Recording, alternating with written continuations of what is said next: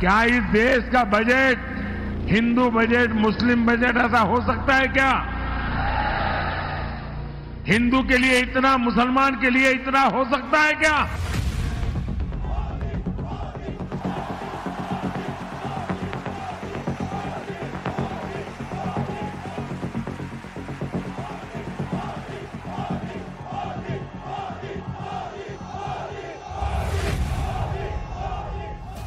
न हम इस्लाम के विरोधी हैं, न हम मुसलमान के विरोधी हैं। हमारा ये काम ही नहीं है। मोदी कहता है देश के संसाधनों पर पहला हक इस देश के गरीबों का है, इस देश के पिछड़ों का है, इस देश के आदिवासियों का है।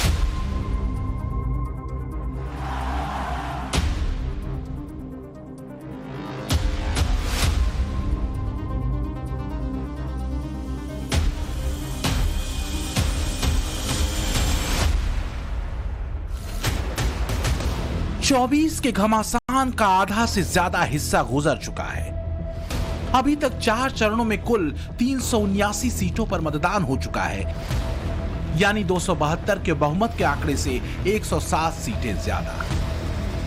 अगर किसी की लहर चली है, किसी का असर हुआ है, किसी के नेतृत्व पर मुहर लगी है, तो समझ लीजिए मैंडेट लॉक हो गया। लेकिन 4 चरणों की वोटिंग में सबसे दीगर है मुस्लिम बहुल सीटों पर हुई वोटिंग का ट्रेंड। इसे लेकर विपक्ष की बातें खिली हुई हैं। बीते 4 चरणों में एक ट्रेंड दिख रहा है, खास करके मुस्लिम बहुल सीटों पर। इन सीटों पर मुस्लिम वोटर्स ने मतदान में बढ़ चढ़ कर हिस्सा लिया है। तो क्या ये ट्रेंड बता रहा है कि अपने अधिकारों और लोकतंत्र के पर्व में अपनी भूमिका को लेकर मुस्लिम आबादी प्रोएक्टिव है? सवाल है, इसका कोई असर नतीजों पर भी पड़ेगा क्या?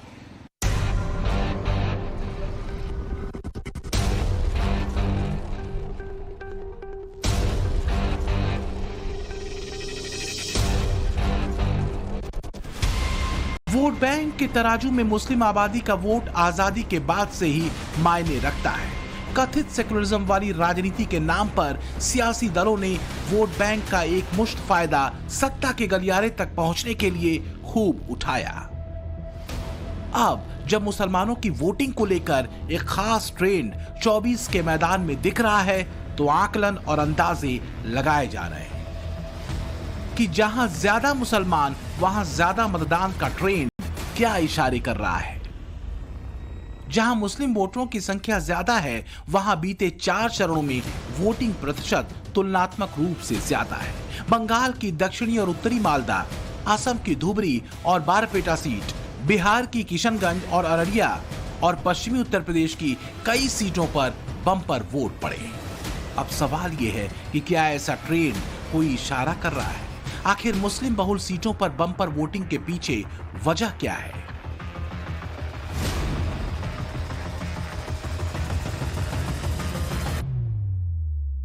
इस बार तमाम बयान के बावजूद अल्पसंख्यक मतों का या अल्पसंख्यक नेताओं का कोई बयान न जारी करना, किसी तरह का कोई प्रतिक्रिया न देना, ये साइलेंटली वोट जो पड़ रहा है, ये भारतीय जनता पार्टी को इस बात का आभास है, मैं फिर कह रहा हूं, और इसी आधार पर वो लगातार अपने वोटरों को एकजुट करने की कोशिश कर रहे हैं। बनारस के बड़ी गौरव की बात है कि देश को हम सांसद जरूर चुन रहे हैं, मगर देश के प्रधानमंत्री चुन रहे हैं। ये मान करके मुस्लिम समाज के लोगों ने वोट करने का मन बनाया और हर लोग वोट करेगा।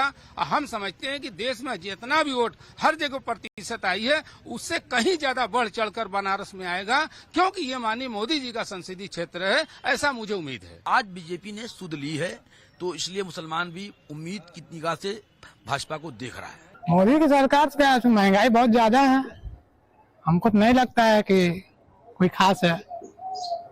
सब जहाँ दिक्कतें हैं लोगों को। जनता जो है ना, महंगाई बेरोजगारी से तंग आ चुकी है और वो चाहती है कि ऐसी पार्टी आ जाए जो भारत के तमाम लोगों का ख्याल रखे। इस बार बदलाव चाहते हैं हम लोग, इस बार बदलाव चाहते हैं कि क्या बोलते हैं, सरकार चेंज हो जाए। महंगाई बहुत ज्यादा बढ़ चुकी है, ये महंगाई थोड़ा सा कम हो जाए, सरकार चेंज हो जाएगी, कुछ इंशाल्लाह बदलाव आएगा। मुस्लिम बाहुल इलाकों में जो मतदान हैवी तरीके से हो रहा है, लोग इस मौसम में भी मतदान करने जा रहे हैं, दोपहर में सुबह से लेकर रात शाम तक जो भीड़ हो रही है, इसलिए हमको ये लगता है कि इसे मुसलमान चाहता है कि सरकार ये बदल जाए। हालांकि मुस्लिम बहुल सीटों पर पहले भी तुलनात्मक रूप से ज्यादा वोट पड़ते रहे हैं, लेकिन इन सीटों पर तगड़ा मतदान 2014 और उसके बाद ज्यादा देखने को मिला है। 2014 में जब पीएम मोदी को पहली बार प्रधानमंत्री के चेहरे के तौर पर बीजेपी ने प्रोजेक्ट किया, तो उस बार मुस्लिम बहुल इलाकों में वोटिंग प्रतिशत में अप्रत्याशित और असामान्य बढ़ोतरी हुई थी। जैसे पश्चिमी यूपी के संभल में 2009 में 52.83% मतदान हुआ था, जो 2014 में बढ़कर 62.43% हो गया। इसी तरह सहारनपुर में 2009 में 63.25% वोट पड़े थे, जो 2014 में 74% से ज्यादा थे। बिहार के किशनगंज सीट पर 52.84% वोट 2009 में पड़ा था। 2014 में इसमें 10% से ज्यादा उछाल देखा गया, जो 64.52% था। असम के धुबरी में भी ऐसा ही ट्रेंड देखने को मिला था। 2009 में 76.31% वोट यहां पर पड़े थे, जो 2014 में 88.36 हो गया। बारापेटा में भी 76.31% वोट 2009 में पड़े थे, तो 2014 में 84.40%। पश्चिम बंगाल के मालदा में 2009 में वोटिंग प्रतिशत करीब 79% का था, जो 2014 में 81.09% हो गया।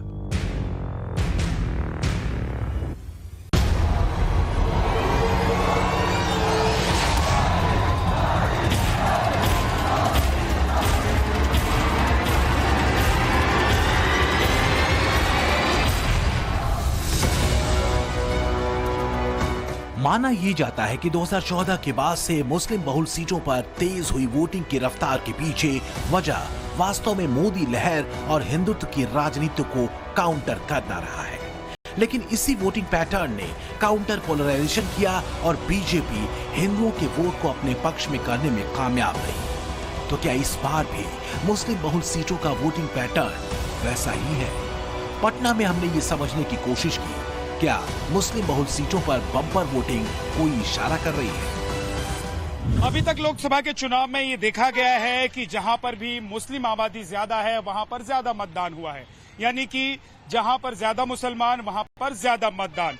तो इसके पीछे वजह क्या है और 2024 के चुनाव को लेकर मुस्लिम समुदाय के लोगों का मन क्या है, ये आज हम टटोलेंगे। हम इस वक्त पटना में हैं और यहीं के लोगों से हम बात करेंगे और समझेंगे कि वो क्या सोच रहे हैं। अगर मुसलमान इंडिया गठबंधन को वोट देगा, इसलिए देगा कि देश को बचाना है ना, संविधान को बचाना है, हिंदू मुसलमान के एकता को बचाना है, शिक्षा लाना है, नौकरी लाना है। नारोजगारी चल रही है, पब्लिक परेशान है, हालात खराब हैं, लोग फांसी लगा लगा के मर रहे हैं मोदी जी की सरकार में। 70 सालों से जो सरकार चलते आ रही थी, उसके लिए सोचे कि कुछ रेवोल्यूशन होगा। 70 सालों में जो कुछ नहीं हो सका, उसको हम लोग बदलाव करने की पिछले सरकार से उम्मीद लेके चली थी। लेकिन 10 सालों में लोगों को पता चल गया कि सरकार सिर्फ आश्वासन देती है, जमीन पे जो स्तरीय क्षेत्र पे उस पे काम नहीं हो रहा है। सरकार चेंज करने का कर रहे हैं, सरकार चेंज होगा और क्या करना है इसमें। महंगाई बहुत ज्यादा है, काम देखता है आदमी, रोजगार पर काम कर, रोजगार पर कोई बातें नहीं होता है, शिक्षा पर कोई बातें नहीं हो रहा है। सरकारी स्कूल देखे कोई व्यवस्था है बढ़िया, किसी में इस पर हो ही नहीं है। वजह यही है कि जो है कि सरकार बदलना है और क्या, ये सरकार नहीं चलेगा।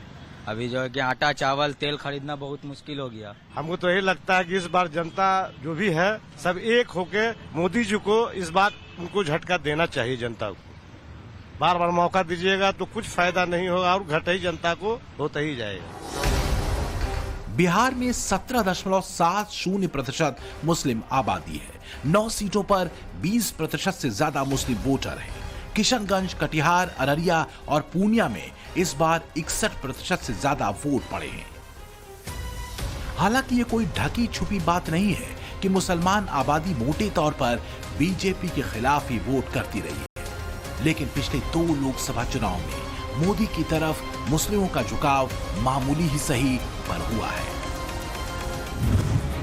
जो कांग्रेस और बीजेपी को मिले मुस्लिम वोटों के इस ग्राफ को देखकर समझा जा सकता है। 2009 में कांग्रेस को 38% मुस्लिमों ने वोट किया था।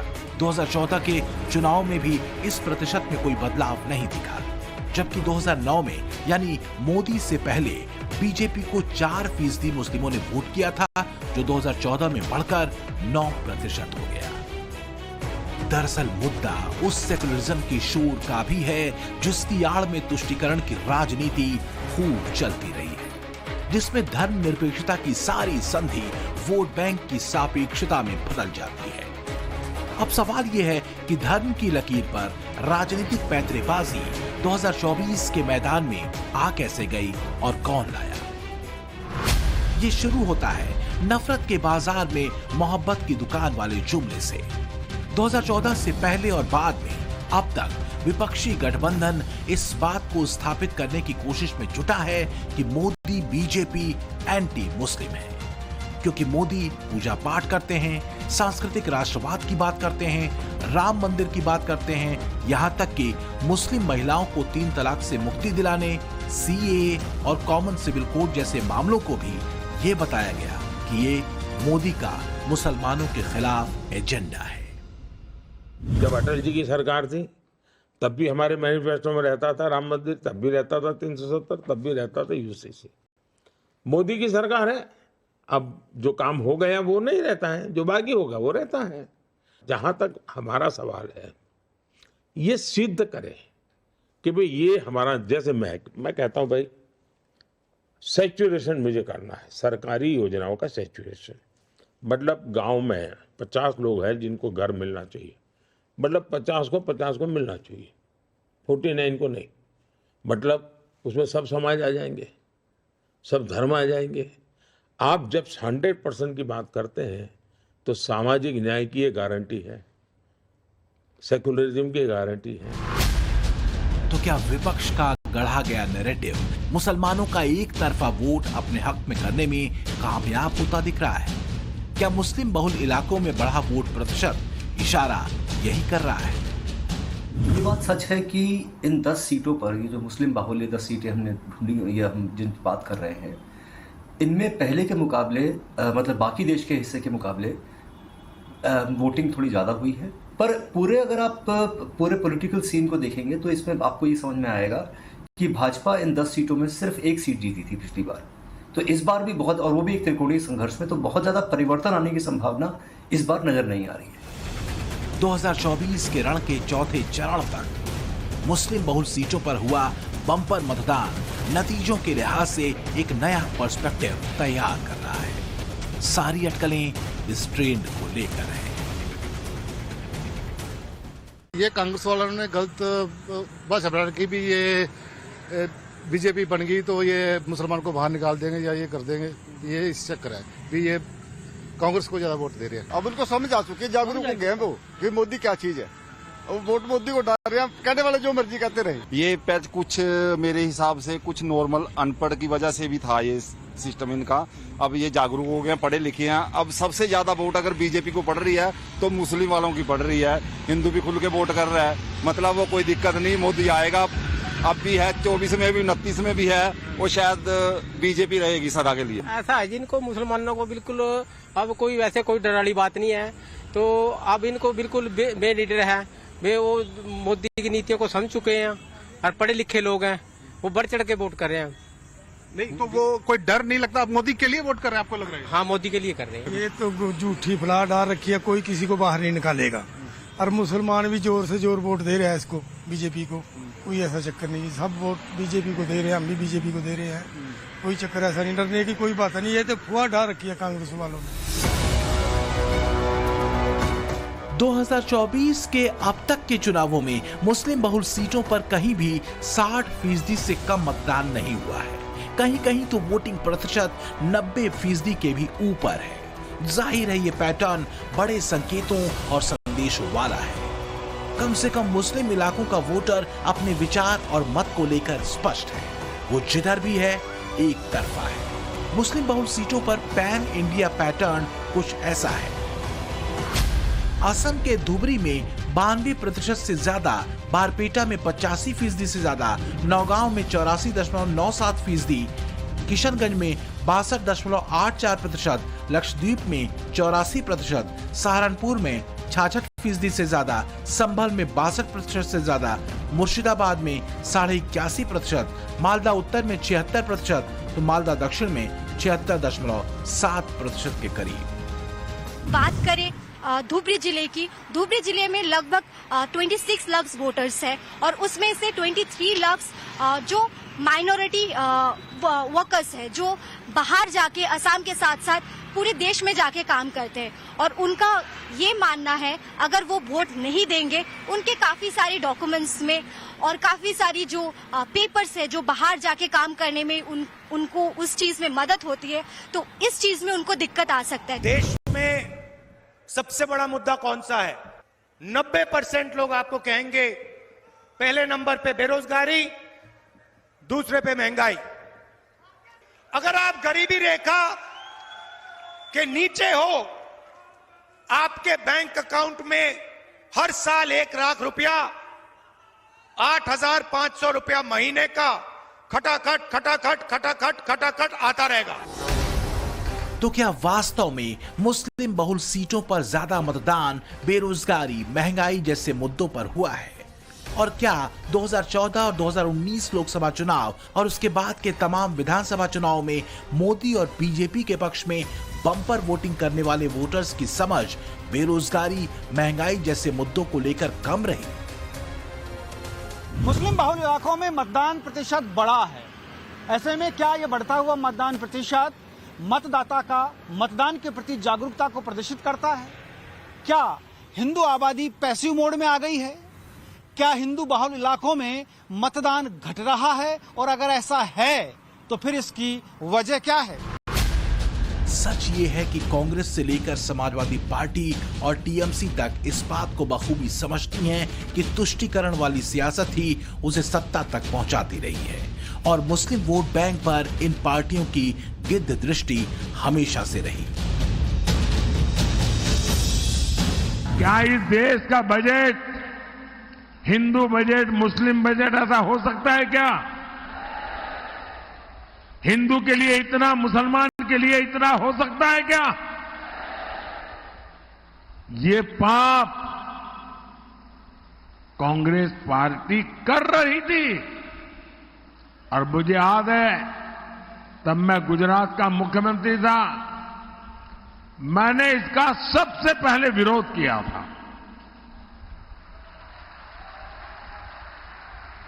कांग्रेस और इंडिया अलायंस अगर सत्ता में आए तो ये ही करने वाले हैं। देश के पहले चुनाव से लेकर 2024 तक के चुनाव तक एक और ट्रेंड चला है, वो है मुस्लिम वोट हासिल करने के लिए तुष्टीकरण वाला दांव। पहले 60 सालों की सत्ता में कांग्रेस ने इस दांव को बखूबी आजमाया, लेकिन 80 के दशक के उत्तरार्ध में बिहार, यूपी जैसे राजनीतिक रूप से उर्वर राज्यों में मुस्लिम वोट बैंक पर उसकी पकड़ मुलायम लालू जैसे नेताओं के खींचे मुस्लिम यादव समीकरण ने ढीली कर दी। लेकिन इस बार लगता है कांग्रेस ऐसी पार्टियों के सामने सरेंडर है। 7 वर्ष में उत्तर प्रदेश में तो 6.5 करोड़ मुस्लिम आबादी है। आपने कभी वहां दंगा सुना है क्या? 7 वर्ष में कोई दंगा नहीं हुआ, कोई दंगा नहीं, कोई कर्फ्यू नहीं। अगर हमने अयोध्या में रामलला को विराजमान किया है तो जितने दंगाई थे, जितने बड़े बड़े माफिया कांग्रेस ने और समाजवादी पार्टी ने वहां पाले हुए थे, इन सब की हमने राम नाम सत्य है की यात्रा भी निकाल दी है। तो क्या विपक्ष की टेंशन यही कसा हुआ शासन है, फिर चाहे वो यूपी में हो या केंद्र में? और इसी लाइन पर मुस्लिम इलाकों में कट्टरपंथी जमातों की कोशिश बीजेपी और मोदी के खिलाफ एंटी मुस्लिम नैरेटिव सेट करने की होती है। माफिया अतीक हो या मुख्तार, इन्हें राजनीति का शिकार बताया जाता है। सबसे ज्यादा जेलों में कौन है? दलित समाज है, आदिवासी समाज है, पिछड़ा समाज है, मुसलमान है। आप बताइए अजीज दोस्तों और बुजुर्गों, मैं मुख्तार अंसारी का नाम लेकर कह रहा हूं,